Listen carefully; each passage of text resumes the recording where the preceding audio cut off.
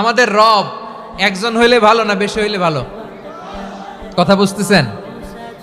আরে একজনের তো মন জোগায় চলতে পারি না, ঠিক কিনা?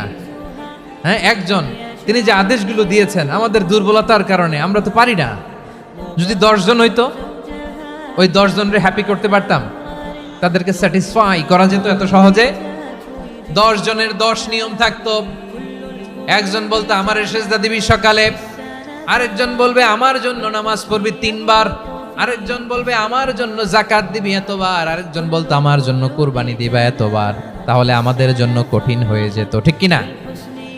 যদি ইলা একজন না হয়ে একাধিক হতো, একজন বলতো না আমি মহাবিশ্ব এভাবে চালাবো, আরেকজন বলতো না আমার মন চায় এভাবে, আমি এভাবে চালাবো, একজন বলতো সূর্য আমি পূর্ব দিকে উঠাবো, আরেকজন বলতো না আমি দক্ষিণ দিকে উঠাবো, আরেকজন বলবে না আমি উত্তর দিকে উঠাবো। এরকম আছে না নাই? ঝামেলা লেগে যেত। এজন্য বেশি রব হইলে আমাদের জন্য ঝামেলা, খোদা বেশি হইলে আমাদের লস। একজন হওয়াতে আমরা বেঁচে গেছি।